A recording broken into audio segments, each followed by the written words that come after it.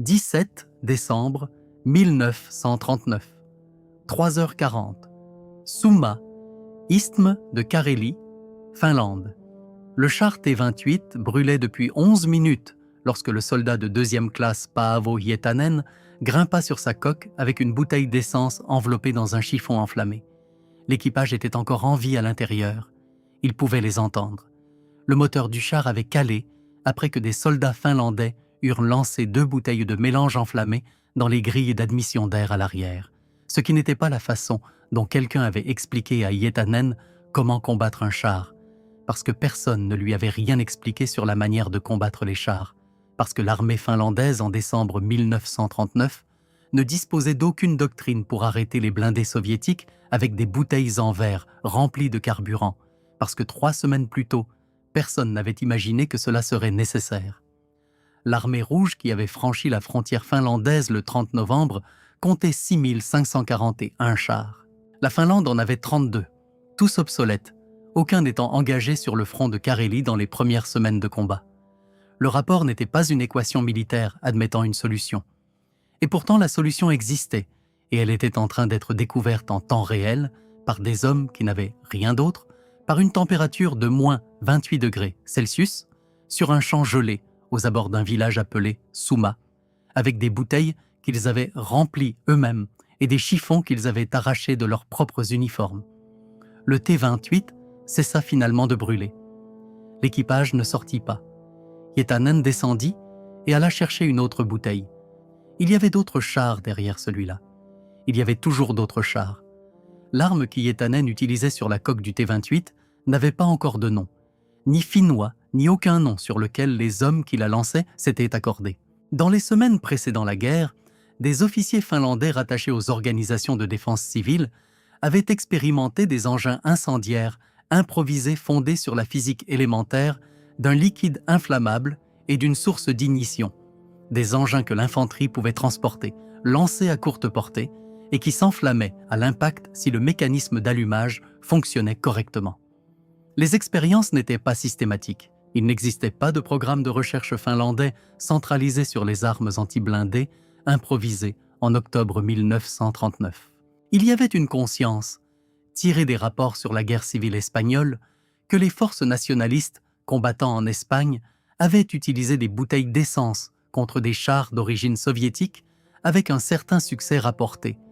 Et il y avait la constatation, évidente pour tout officier finlandais qui regardait les chiffres, que l'inventaire finlandais de canons anti-chars était si réduit par rapport aux blindés soviétiques qu'il serait épuisé dans les premières semaines de contact intensif. La situation des canons anti-chars n'était pas simplement inadéquate. Elle était catastrophique, à l'aune de toute norme conventionnelle de planification militaire. Les inventaires de l'armée finlandaise en novembre 1939 comptaient environ 100 canons anti-chars de divers calibres, dont beaucoup dataient de la Première Guerre mondiale, avec des stocks de munitions que les planificateurs militaires estimaient consommables en 2 semaines de contact blindé, soutenus sur le seul isthme de Carélie. Face à 6 541 chars soviétiques, 100 canons avec 2 semaines de munitions ne produisaient pas un plan militaire. Ils produisaient une recherche d'alternatives. La bouteille était cette alternative. Le ministre soviétique des Affaires étrangères, Vyacheslav Molotov, fournit le nom, par inadvertance, à travers un mensonge. Lorsque des bombardiers soviétiques frappèrent Helsinki le 30 novembre 1939, premier jour de l'invasion, tuant des civils dans les quartiers résidentiels de la capitale finlandaise et détruisant des bâtiments sans fonction militaire, Molotov annonça sur Radio Moscou que les avions soviétiques ne larguaient pas de bombes sur les villes finlandaises. Ils larguaient du pain. De l'aide humanitaire pour les ouvriers finlandais qui allaient bientôt être libérés de leur gouvernement bourgeois. L'explication fut offerte avec la sérénité tranquille d'un État qui avait conclu que sa propre population croirait tout ce qu'on lui dirait et que la communauté internationale accepterait soit le cadrage, soit manquerait de légitimité pour le contester. Les soldats finlandais, qui regardèrent les bombes tomber sur Helsinki, ne reçurent pas cette déclaration avec la crédulité que Molotov avait peut-être escomptée. ils commencèrent à appeler les bombes aériennes soviétiques des paniers à pain de Molotov.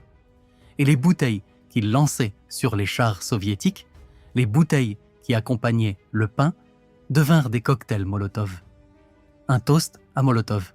La dénomination était un trait d'humour noir qui en disait plus sur la situation finlandaise en décembre 1939 que n'importe quel communiqué officiel. Une nation surpassée, à 100 contre 1 en blindés, face à un ennemi qui mentait sur les bombardements de civils, trouvant le temps dans l'intervalle entre les attaques de chars de faire une plaisanterie à ce sujet. L'humour n'était pas accessoire, il était structurel. Il était la réponse spécifique de gens qui avaient regardé la situation clairement, compris exactement à quel point elle était grave et décidé que l'alternative au rire était quelque chose qu'ils n'étaient pas prêts à envisager. Le mélange d'essence à l'intérieur des bouteilles n'était pas à l'origine de l'essence. L'essence pure brûle rapidement, mais n'adhère pas bien aux surfaces métalliques, ce qui signifie que le feu qu'elle produit est intense, mais bref, et un feu bref peut ne pas pénétrer à l'intérieur du char par les ouvertures accessibles à l'attaque de l'infanterie avant que les flammes ne s'éteignent, que l'équipage ne récupère et que le char ne continue d'avancer. Les soldats finlandais dans les premières semaines de la guerre expérimentèrent des mélanges qui brûleraient plus longtemps et plus fort et adhéreraient à n'importe quelle surface touchée. La formulation qui devint standard dans la production finlandaise à la mi-décembre 1939 combinait de l'essence avec du goudron, ce qui donnait au liquide enflammé une qualité épaisse et adhésive, le faisant coller aux surfaces métalliques et maintenir le contact avec la source d'ignition pendant une période significativement plus longue que l'essence seule et du chlorate de potassium, qui agissait comme comburant et permettait au mélange de brûler même privé d'oxygène extérieur. Cette dernière propriété importait parce que les points d'attaque les plus efficaces sur un char soviétique étaient les grilles d'admission d'air et le compartiment moteur, où le mélange enflammé pouvait atteindre les conduites de carburant et les composants mécaniques, et où le feu serait alimenté en partie par l'alimentation en air propre du moteur et en partie par le comburant chimique du mélange lui-même. La formulation ne fut pas mise au point dans un laboratoire.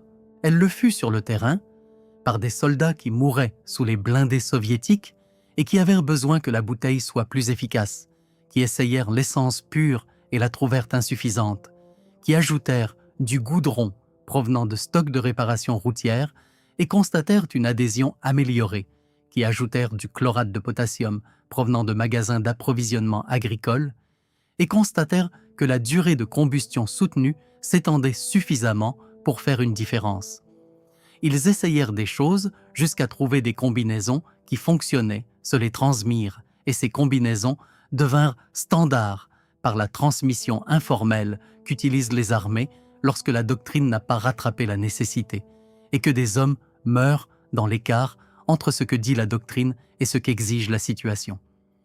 La production des bouteilles devint un acte organisationnel, en l'espace de quelques semaines après le début de la guerre.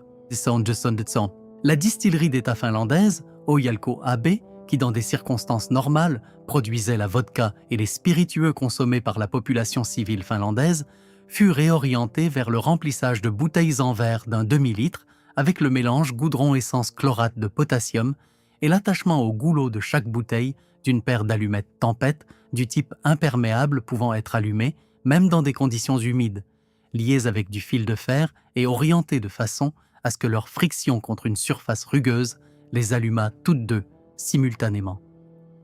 Les allumettes brûlaient pendant plusieurs secondes avant que la bouteille n'atteigne sa cible, suffisamment longtemps pour qu'un homme lance la bouteille avec une précision raisonnable, suffisamment brièvement pour qu'il ne tienne pas un objet enflammé pendant une période inconfortable avant de le lâcher. Le système d'allumage par allumette tempête résolut un problème qui avait affligé les armes incendiaires improvisées depuis leur utilisation en Espagne. Comment garantir un allumage fiable au moment de l'impact plutôt qu'avant ou après? Une bouteille qui s'enflamme dans la main du lanceur est pire que pas de bouteille du tout. Une bouteille qui ne s'enflamme pas à l'impact est un récipient en verre de liquide inflammable posé sur ou près d'un char dont l'équipage va bientôt inspecter le bruit de verre brisé contre sa coque. Le système d'allumette tempête produisait un allumage fiable dans des conditions comprenant des températures de moins 30 degrés Celsius, des vents allant jusqu'à 40 km à l'heure et le stress physique d'un homme lançant sous le feu depuis une position où il était resté immobile pendant des heures. Alko produisit environ 450 000 de ces bouteilles pendant la guerre d'hiver. Le chiffre est précis parce que le gouvernement finlandais tenait des registres. 450 000 bouteilles d'un mélange conçu pour mettre le feu aux chars soviétiques, fabriqué par une compagnie nationale de vodka, en 105 jours de guerre. Comprendre pourquoi le cocktail Molotov était efficace contre les chars soviétiques en Finlande, en 1939, exige de comprendre quelque chose sur la doctrine de conception des chars soviétiques que les propres officiers de l'armée rouge comprenaient, mais que la direction politique soviétique n'avait pas pleinement assimilé. Les chars, franchissant la frontière finlandaise en novembre 1939, étaient les produits d'une philosophie de conception qui privilégiait la protection blindée et la puissance de feu pour les opérations en terrain découvert contre des adversaires militaires conventionnels qui engageraient les chars par l'avant à distance avec des canons anti-chars ou d'autres véhicules blindés. Le T-26, qui était le char soviétique le plus nombreux en Finlande, avait été conçu à la fin des années 1920 à partir d'un modèle commercial britannique mis à jour tout au long des années 1930 et était en 1939 un véhicule dont le blindage était à l'épreuve des balles d'armes légères et des éclats d'obus, mais dont le compartiment moteur et les systèmes d'admission d'air avaient été placés à l'arrière du véhicule où ils étaient le moins susceptibles de recevoir des tirs directs d'adversaires engageant le char par l'avant. Il s'agissait d'une logique de conception solide dans le contexte pour lequel le T-26 avait été conçu. Elle devint une vulnérabilité fatale dans le contexte du combat en forêt finlandaise où la menace ne venait pas d'adversaires engageant le char par l'avant à distance, mais d'une infanterie qui avait laissé le char passer ses positions et l'attaquer par derrière à des distances mesurées en mètres. L'emplacement des grilles d'admission d'air à l'arrière du véhicule, qui réduisait leur exposition aux armes anti-chars conventionnelles, maximisait leur exposition à une bouteille lancée par un homme couché dans un trou de tirailleur sur lequel le char venait de rouler. La doctrine des chars soviétiques supposait une coordination interarmes que le terrain finlandais rendait impossible à réaliser et que les tactiques finlandaises étaient spécifiquement conçues pour empêcher. Le concept opérationnel soviétique standard pour l'avance blindée exigeait que les chars et l'infanterie se déplacent ensemble, l'infanterie débarrassant les zones boisées ou construites des équipes anti-chars avant que les blindés n'y pénètrent, et les blindés supprimant les tirs défensifs qui auraient autrement cloué l'infanterie au sol. Cette dépendance mutuelle était une doctrine solide en terrain découvert. Dans la forêt finlandaise, où les arbres empêchaient les véhicules blindés de s'écarter des routes et où les soldats finlandais, occupant des positions dissimulées dans ces mêmes arbres, pouvaient engager simultanément l'infanterie et les blindés, la dépendance mutuelle s'effondrait. L'infanterie soviétique suivant les chars sur les routes forestières était touchée par les tirs finlandais depuis les arbres des deux côtés de la route. Lorsque l'infanterie subissait des pertes et s'aplatissait au sol, les chars continuaient d'avancer parce que s'arrêter en faisait des cibles stationnaires pour les canons anti-chars finlandais. Lorsque les chars prenaient de l'avance sur l'infanterie perdait la suppression que les chars lui fournissaient et subissait davantage de pertes. Le cycle se renforçait lui-même et produisait, de façon constante sur chaque secteur du front finlandais, des chars opérant sans soutien d'infanterie dans un terrain où l'infanterie était leur seule protection contre la seule arme disponible en quantité suffisante pour les menacer. Il en résultait qu'un défaut de conception existant dans le T-26 depuis 1928 devint soudainement un handicap tactique en décembre 1939 dans une forêt aux abords de Suma, parce que les tactiques finlandaises avaient en créé les conditions dans lesquelles ce défaut pouvait être exploité par un homme avec une bouteille. La vulnérabilité spécifique des chars soviétiques au cocktail Molotov n'était pas uniforme selon tous les types de chars ni tous les scénarios d'attaque. Le T-26 était le plus vulnérable à l'arrière du compartiment moteur, où les grilles d'admission d'air étaient accessibles à une bouteille lancée par derrière ou sur le côté. Un impact réussi à cet endroit pouvait forcer le mélange enflammé dans le compartiment moteur, où il enflammait les composants du moteur et les conduites de carburant, et créait un incendie que l'équipage, opérant dans un véhicule blindé hermétique, ne pouvait pas atteindre avec ses propres équipements d'extinction, qui dans la plupart des chars soviétiques de cette période consistaient en des extincteurs portatifs nécessitant l'ouverture des trappes, ce qui exposait l'équipage à l'infanterie finlandaise qui attendait précisément cela.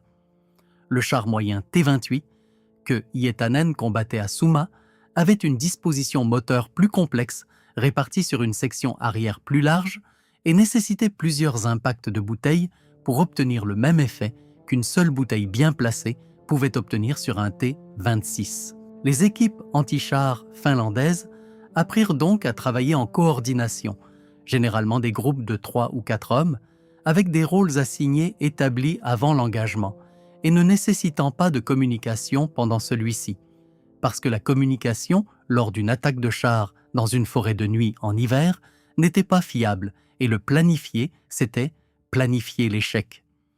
Un homme attirerait l'attention du char par l'avant, bougeant suffisamment pour attirer le feu de la mitrailleuse du char et l'attention du conducteur, tandis que 2 ou 3 autres approchaient par les flancs et l'arrière avec des bouteilles. La coordination requise pour cette tactique sous le feu, dans l'obscurité, par moins 30 degrés Celsius, par des hommes qui avaient peut-être reçu 2 semaines de formation militaire avant le début de la guerre et qui n'avaient pas pratiqué cette séquence spécifique du tout, est quelque chose que les rapports de retour d'expérience finlandais décrivent avec un matter of factness qui ne communique pas pleinement à quel point l'exécution était extraordinaire. L'expérience soviétique du cocktail Molotov produisit des rapports institutionnels qui racontent une histoire différente de l'histoire tactique. Les officiers soviétiques, rédigeant des évaluations de retour d'expérience sur des engagements où leurs blindés avaient été stoppés ou détruits par l'infanterie finlandaise, utilisant des bouteilles incendiaires, étaient tenus d'expliquer, dans le langage formel du rapport militaire, comment des véhicules pesant 10 tonnes et protégés par des plaques d'acier avaient été rendus non opérationnels par des engins coûtant moins qu'un repas à produire. Les explications qu'ils produisirent révèlent par la difficulté cognitive de la situation.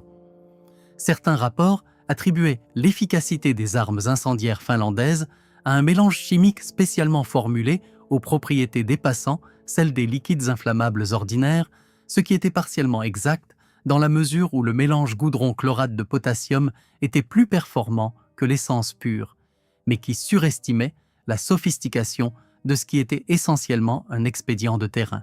D'autres rapports attribuaient la vulnérabilité des véhicules soviétiques à des défauts de fabrication spécifiques dans les systèmes d'admission d'air des modèles de chars concernés, ce qui était une façon de situer le problème dans la chaîne de production plutôt que dans la doctrine tactique, parce qu'un problème de chaîne de production pouvait être signalé aux autorités industrielles et traité par l'ingénierie, alors qu'un problème doctrinal nécessitait de reconnaître que l'approche fondamentale de la guerre blindée en terrain forestier était erronée, ce qui n'était pas une conclusion que les officiers soviétiques, en décembre 1939, étaient institutionnellement en position de tirer et de survivre. La Grande Purge avait supprimé de l'armée rouge environ 35 000 officiers entre 1937 et 1938, dont 3 des 5 maréchaux et la majorité des commandants de corps et de divisions expérimentés. Ceux qui restaient avaient survécu en démontrant la loyauté plutôt que la compétence, en évitant le type de pensée tactique indépendante qui, dans l'armée de Staline, pouvait être interprétée comme une déviation idéologique. Dire à Moscou que la doctrine des chars soviétiques était fondamentalement inadaptée aux conditions finlandaises était le genre de rapport qui produisait des arrestations. Dire à Moscou que les armes incendiaires finlandaises étaient chimiquement sophistiquées et que la fabrication soviétique avait produit des systèmes d'admission d'air défectueux était le genre de rapport qui produisait des enquêtes sur les directeurs d'usines. L'un des résultats était survivable, l'autre ne l'était pas. Les soldats finlandais qui devinrent compétents avec le cocktail Molotov, n'appartenaient pas à une unité spécialisée et ne suivirent pas de formation spécialisée pour ce rôle. C'était de l'infanterie régulière, dont la majorité étaient des réservistes qui avaient été agriculteurs, bûcherons, ouvriers d'usine et petits commerçants en octobre 1939 et qui avaient été mobilisés dans les semaines précédant l'invasion, équipés de fusils et informés en gros de ce qui allait venir.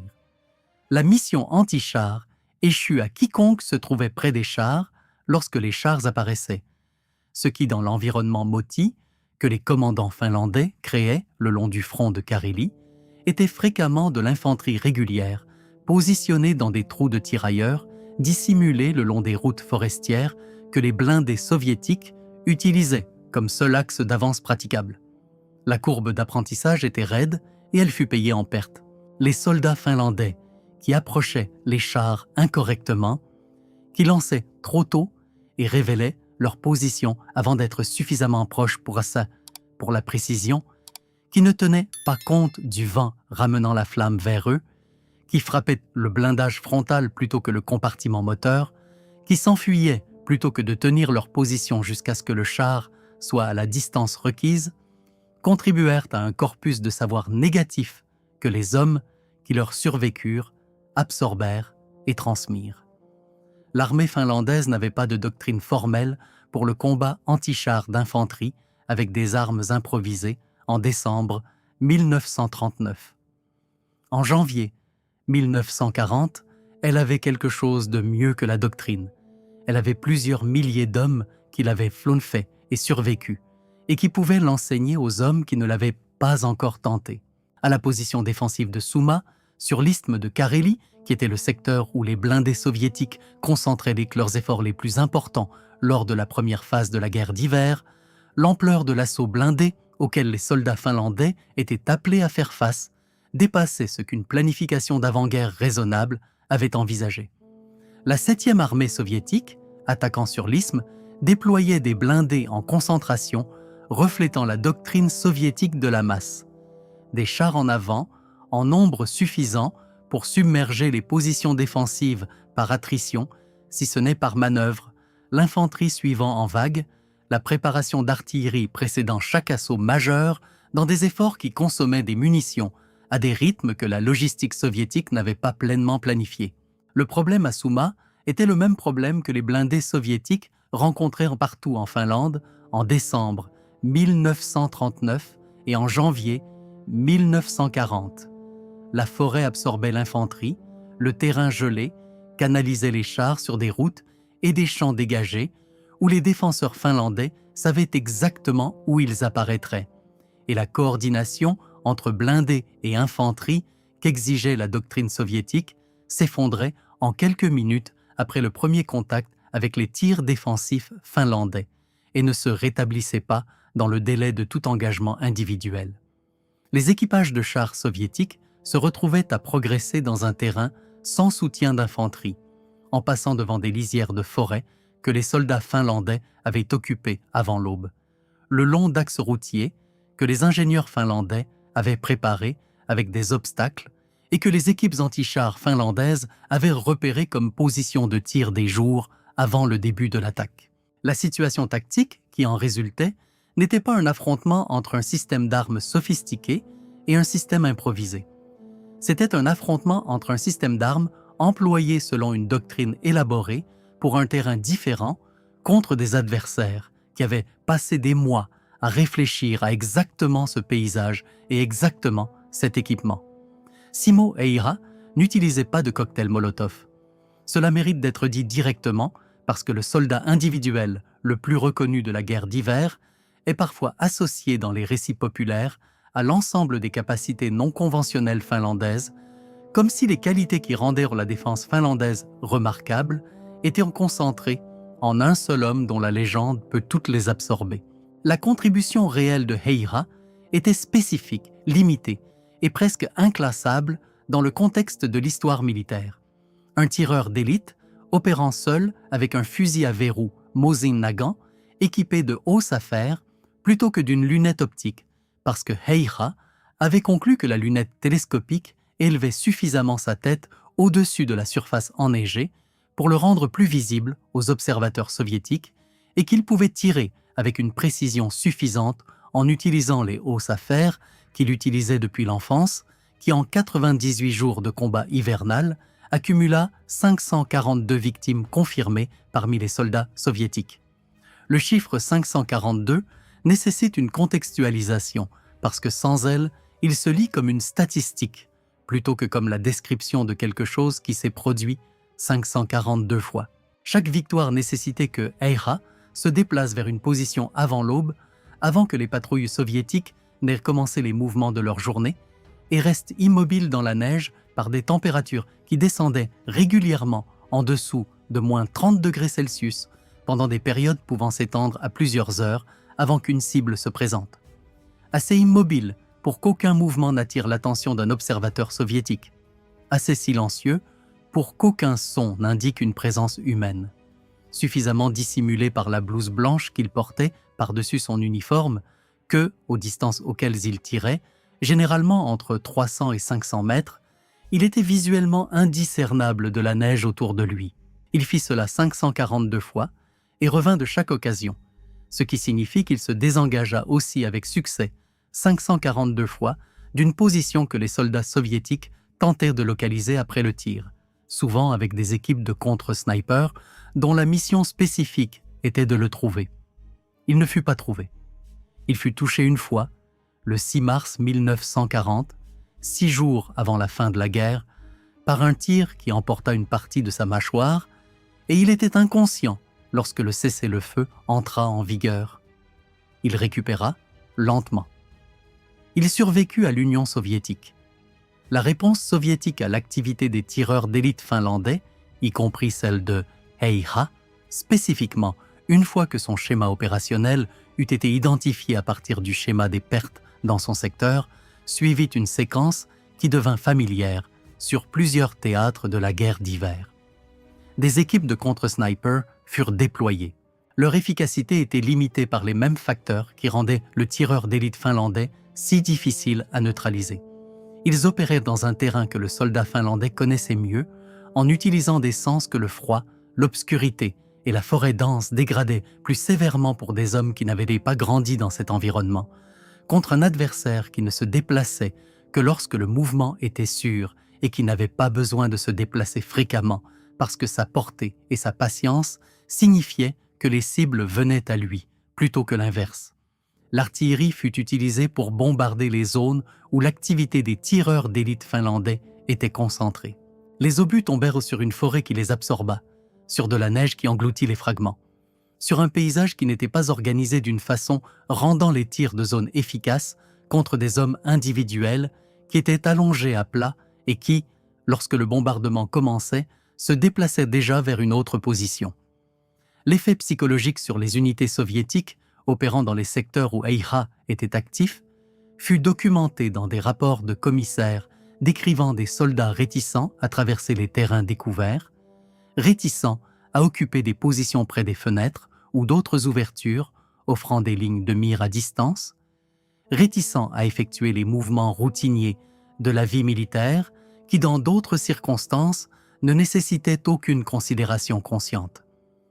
La peur spécifique que créait la présence de Heira n'était pas la peur générale d'être tué que tous les soldats portent en guerre.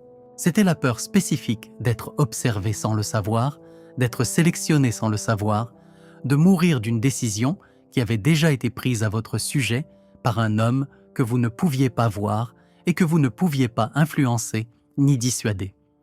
Il s'agit d'une catégorie de peur différente de celle de l'artillerie ou des attaques aériennes qui sont toutes deux impersonnelles et peuvent être partiellement traitées par la dispersion, le camouflage ou le mouvement.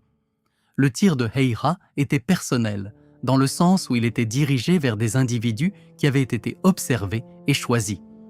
Et l'impossibilité de savoir si on était observé et choisi à un moment donné produisait chez les soldats soviétiques une relation avec les terrains découverts que leur rapport de commissaire décrivait comme paralytiques. Les encerclements motis que les commandants finlandais employèrent sur l'ensemble du front, de l'isthme de Carélie vers le nord, en passant par Suomussalmi et au-delà, était le contexte dans lequel le cocktail Molotov et le tireur d'élite opéraient le plus efficacement. Comprendre le Moti comme tactique exige de comprendre ce qu'il faisait à la psychologie de la force qu'il enfermait, pas seulement à sa capacité physique. Une colonne soviétique encerclée dans la forêt finlandaise était une force qui ne pouvait pas avancer, ne pouvait pas reculer, ne pouvait pas être ravitaillée et ne pouvait pas identifier l'ennemi qu'il avait encerclé suffisamment clairement pour l'engager de façon décisive. La forêt engloutissait les soldats finlandais de la façon dont l'océan engloutit un plongeur. Ils s'y déplaçaient et la surface se refermait derrière eux sans laisser de traces. Les soldats soviétiques, dans des positions encerclées, envoyaient des messages radio décrivant l'expérience dans des termes pour lesquels leur formation ne les avait pas équipés. Ils décrivaient tirer sur des bruits et ne rien toucher. Ils décrivaient des patrouilles qui pénétraient dans la forêt et ne revenaient pas. Ils décrivaient des sentinelles retrouvées mortes à leur poste sans indication de la façon dont ni de quelle direction était venu le coup de feu. Ils décrivaient la dégradation psychologique spécifique d'hommes qui avaient froid et faim et avaient été sous des tirs intermittents pendant des jours de la part d'un ennemi qu'ils ne pouvaient pas voir et qui avait commencé à perdre la capacité de distinguer les sons, exigeant une réponse des sons produits par la forêt elle-même, qui en hiver finlandais n'est pas silencieuse. La glace se contracte et produit des sons. Les arbres perdent leur charge de neige et produisent des sons. Les animaux se déplacent et produisent des sons. Un soldat soviétique, dans une forêt finlandaise en janvier 1940, après 3 semaines d'être pris pour cible depuis des positions qu'il ne pouvait pas localiser, entendait tous ces sons comme des menaces potentielles et y répondait par une dépense d'énergie nerveuse que le froid, la faim et le sommeil insuffisant amplifiaient en une dégradation de l'efficacité au combat qu'aucune action ennemie n'était nécessaire pour produire. La forêt s'en chargeait. Le Moti n'avait pas besoin de soldats finlandais en son sein pour détruire la force soviétique encerclée. Il avait seulement besoin du temps et de la température, et la Finlande en janvier disposait de quantités illimitées de l'un et de l'autre. À Suomussalmi, où le colonel finlandais Hjalmar Silasvuo appliqua le principe du Moti à la plus grande échelle de la guerre d'hiver, les 44e et 163e divisions soviétiques s'engagèrent dans un désert de 80 km de routes forestières avec pour mission de couper la Finlande en deux à son point le plus étroit et de menacer l'arrière des forces finlandaises sur l'isthme de Carélie. Silasvuo disposait de 11 000 hommes contre environ 45 000 soviétiques, un rapport qui, dans toute évaluation militaire conventionnelle, produisait une seule conclusion. Silasvuo ne mena pas d'évaluation conventionnelle. Il divisa ses forces, attaqua la colonne soviétique en plusieurs points simultanément, en utilisant la technique d'abattage d'arbres qui créait des barrages plus rapidement que les ingénieurs soviétiques ne pouvaient les dégager, coupa la colonne en segments isolés, puis traita chaque segment séparément avec des forces localement supérieures, même si globalement inférieures en nombre. La 163e division fut encerclée et détruite. Lorsque la 44e division avança pour la dégager, Silasvuo découpa la 44e dans ses propres encerclements. Au début de janvier 1940, environ 27 500 soldats soviétiques étaient encerclés dans le désert de Suomussalmi, à 80 km de la base d'approvisionnement soviétique la plus proche, par des températures descendant jusqu'à moins 40 degrés Celsius, avec des vivres pour 4 jours. Les cocktails Molotov que les soldats finlandais emportaient dans les encerclements de Suomussalmi étaient utilisés contre les véhicules blindés de la colonne. Les tireurs d'élite qui opéraient sur le périmètre des encerclements étaient utilisés contre les officiers et le personnel de communication, dont l'élimination dégradait la capacité de la force encerclée à répondre de façon organisée. Les deux armes fonctionnaient ensemble, non pas parce que les commandants finlandais en avaient planifié l'intégration dans un sens formel quelconque, mais parce que le Moti créait des conditions dans lesquelles les deux étaient maximalement efficaces. Des cibles immobiles, dans un espace confiné, sous stress, sans contre-mesures efficaces, sans perspective de secours. Les soldats soviétiques, qui survécurent aux encerclements de Suomussalmi, décrivirent ce qui leur était arrivé, dans des témoignages recueillis par les forces finlandaises et étudiés ultérieurement par des historiens militaires. Les témoignages sont cohérents d'une façon qui suggère qu'ils décrivent la même expérience plutôt que de construire un récit après coup. Le froid venait en premier dans chaque compte rendu, avant la faim et avant la peur, parce que le froid était immédiat d'une façon que rien d'autre n'était. Des hommes qui n'avaient pas mangé depuis 2 jours pouvaient y fonctionner. Des hommes qui n'avaient pas dormi depuis 2 jours pouvaient fonctionner. Des hommes qui étaient à moins 40 degrés, sans équipement adapté à cette température, ne pouvaient pas fonctionner dans un délai mesuré en heures, plutôt qu'en jours.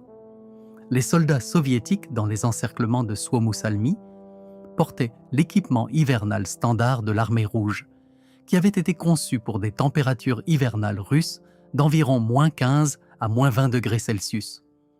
Les températures hivernales dans la région de Suomussalmi en janvier 1940 atteignaient moins 40 degrés. L'écart entre ces deux chiffres n'était pas comblable par la discipline ou l'idéologie ou la proximité de commissaires autorisés à abattre les hommes qui manifestaient un engagement révolutionnaire insuffisant. Il s'agissait d'un écart qui ne pouvait être comblé que par l'équipement adéquat que les soldats soviétiques n'avaient pas. Ils faisaient des feux. Les feux révélaient leur position. Les équipes de mortiers finlandaises repéraient les feux. Les hommes qui s'éloignaient des feux mouraient plus lentement mais plus certainement. Les hommes qui restaient près des feux mouraient sous les obus de mortiers finlandais qui étaient ciblés avec une précision que la lumière des feux rendait possible. Il n'y avait pas de bonne option. La forêt, le froid et l'armée finlandaise avaient collaboré pour produire une situation dans laquelle les choix disponibles différaient par leur mécanisme spécifique de mort, mais convergeaient vers le même résultat. La réponse de Moscou aux échecs de décembre 1939 et de janvier 1940 ne fut pas de remettre en question la prémisse stratégique de l'invasion ou la doctrine fondamentale qui avait produit les échecs opérationnels. Remettre en question les prémices stratégiques dans l'Union soviétique de Staline était un chemin qui menait dans une seule direction. Moscou remplaça les commandants, réorganisa les structures de commandement et appliqua davantage de force.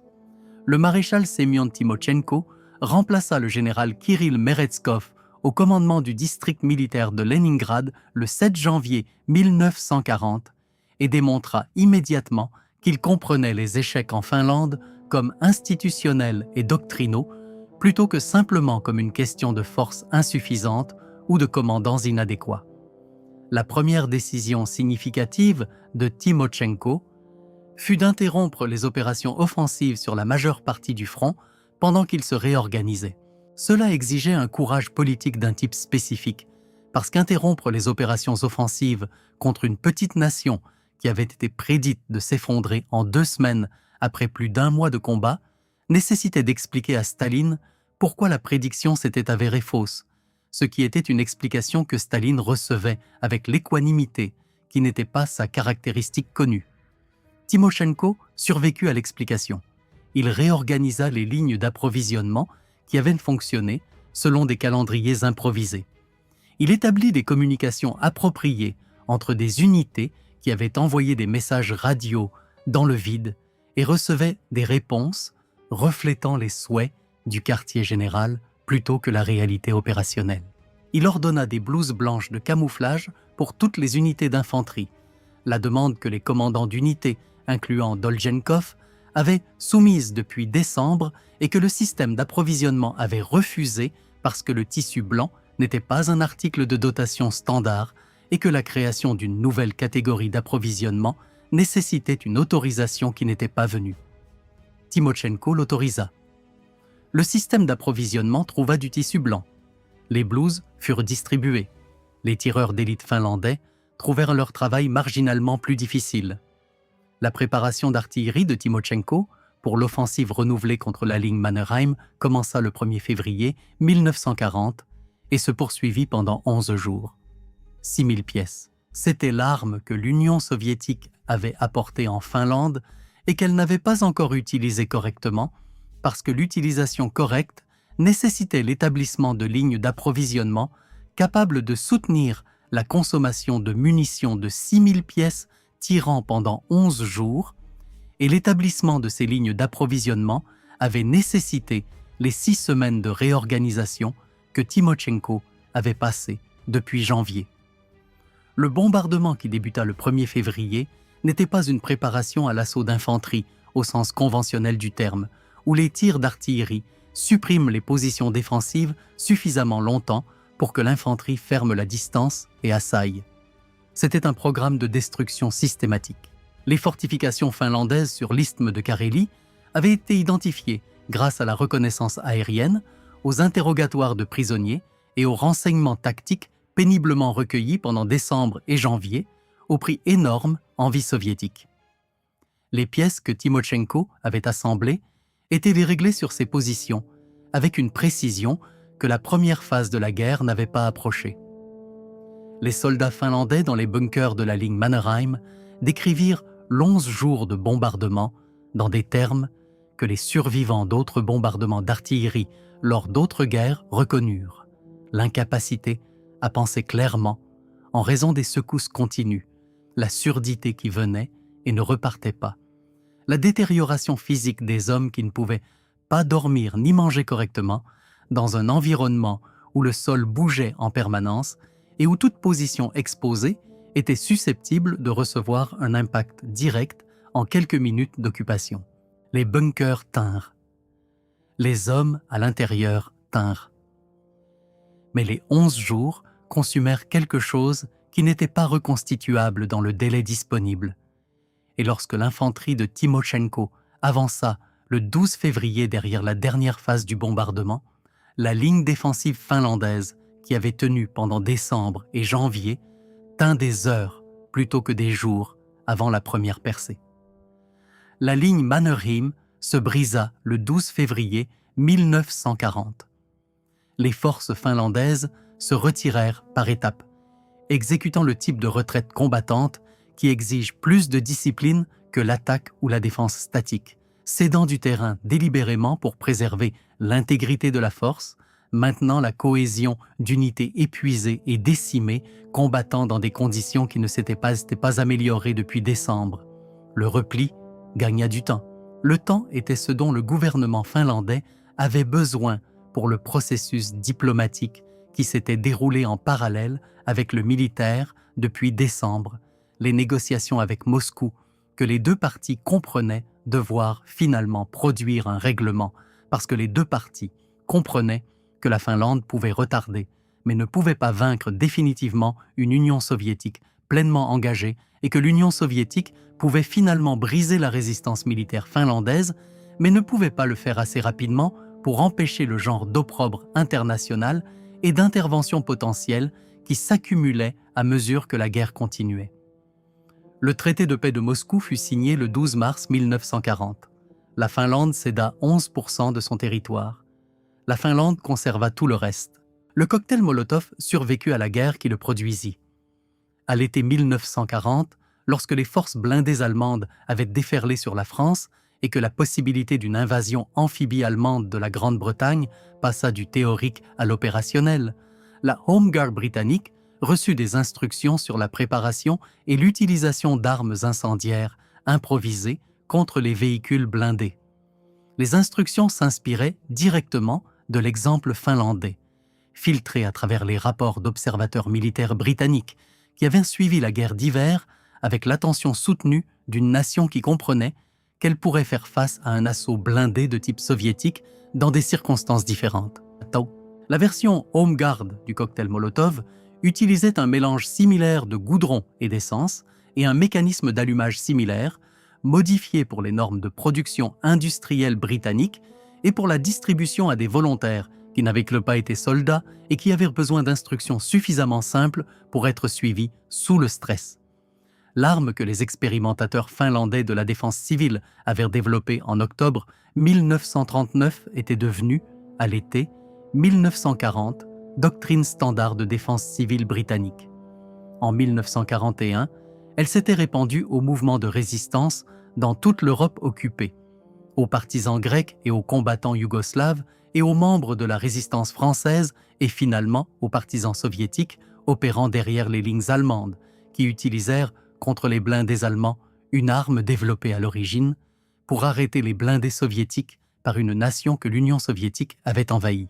C'est le genre d'ironie que l'histoire militaire produit lorsque l'horizon temporel est suffisamment long pour la voir.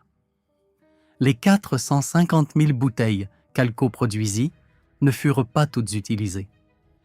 Certaines furent stockées dans des positions que les forces finlandaises abandonnèrent ensuite sous la pression soviétique, laissant derrière elles des piles de bouteilles que les soldats soviétiques trouvèrent et examinèrent et, dans au moins quelques cas documentés, finirent par comprendre l'utilité. Certaines furent capturées dans les encerclements Moti lorsque des traîneaux d'approvisionnement finlandais furent submergés. Certaines furent perdues dans le chaos du repli de février depuis la ligne Mannerheim. Celles qui furent lancées sur des chars soviétiques dans les forêts de l'isthme de Carélie et le désert de Suomussalmi et le long des rives des lacs gelés de Ladoga furent lancées par des hommes qui avaient froid et étaient en infériorité numérique et opéraient sans doctrine dans un terrain qui leur était familier de la façon dont seule une enfance dans un lieu peut rendre un paysage familier. Ils ne pensaient pas faire l'histoire. Ils pensaient arrêter les chars qui, autrement, atteindraient en les positions derrière eux où d'autres soldats finlandais essayaient de tenir une ligne qui, si elle cédait, ne laissait rien entre l'avance soviétique et tout ce que la Finlande possédait. La distinction importait pour eux, en décembre 1939. L'histoire s'est produite quand même. Il y a une qualité spécifique à l'arme qui explique sa persistance sur 8 décennies de guerres irrégulières et de nombreux conflits dans lesquels des forces aux capacités conventionnelles limitées ont fait face à des véhicules blindés qu'elles ne pouvaient pas engager avec des armes anti-chars standards. Le cocktail Molotov nécessite des matériaux disponibles en tout lieu habité sur Terre. Des récipients en verre, un liquide inflammable, une source d'ignition. Il nécessite le courage physique que requiert la proximité d'un véhicule blindé, ce qui est un type de courage différent et plus viscéral que le courage nécessaire pour tirer au fusil sur un adversaire distant, parce qu'un char est grand et bruyant et ses mitrailleuses tirent selon des arcs qui font de l'approche vers ces surfaces vulnérables un chemin à travers le feu. Il nécessite la connaissance de quelles surfaces sont vulnérables et lesquelles ne le sont pas. Connaissance que les soldats finlandais développèrent au prix de pertes en décembre 1939 et transmirent entre eux par l'instruction informelle des hommes qui avaient survécu, enseignant aux hommes qui n'avaient pas encore essayé. Il ne nécessite pas de chaîne d'approvisionnement, d'usines, de systèmes logistiques, ni aucune infrastructure industrielle que nécessitent les armes conventionnelles. C'est pourquoi il apparaît à Budapest en 1956 et à Belfast dans les années 1970 et à Kiev en 2022 et dans chaque conflit entre les deux où la situation tactique ressemble à ce que les soldats finlandais affrontaient à Summa en décembre 1939. Une force plus faible dans un terrain confiné avec des blindés suffisamment proches pour s'en approcher et rien de mieux disponible. Les soldats finlandais qui lancèrent des cocktails Molotov sur des chars soviétiques pendant la guerre d'hiver ne savaient pas qu'ils créaient une arme qui serait utilisée pour le reste du siècle et au-delà. Ils savaient qu'ils essayaient d'arrêter le char devant eux pour qu'ils n'atteignent pas les hommes derrière eux. Paavo Hietanen, grimpant sur la coque d'un T-28 en feu à 3h40 le 17 décembre 1939, ne pensait pas à l'histoire militaire ni à la doctrine des armes, ni à l'avenir des engins incendiaires improvisés dans la guerre irrégulière. Il pensait à l'équipage à l'intérieur du char qui était encore en vie, et au char derrière celui-ci, et à la bouteille dans sa main, et à ce qui allait suivre. Ce qui suivit est ce qui se produit toujours lorsqu'un homme, sans rien d'adéquat, fait face à quelque chose qui exige l'adéquat. Il utilise ce qu'il a et fait ce qu'il peut, et il découvre ensuite si c'était suffisant. À Summa, en décembre 1939, en Finlande, suffisamment de fois pour que cela compte, ça l'était. Saviez-vous que la Finlande produisit 450 000 de ces bouteilles en 105 jours et nomma l'arme d'après l'homme qui déclara que les bombes tombant sur Helsinki étaient du pain? Écrivez bouteille dans les commentaires si cela a changé votre façon de penser à ce que signifie vraiment faire face à des chances impossibles. Et dites-nous, si vous aviez été dans ce trou de tirailleurs lorsque le char vous a roulé dessus, pensez-vous que vous vous seriez levé? Abonnez-vous si ces coins oubliés de la guerre méritent un plus large public et regardez cette prochaine vidéo. Ce que les commandants soviétiques ont écrit dans leurs journaux intimes après avoir combattu les soldats finlandais dans cette même forêt vous laissera troubler d'une façon complètement différente.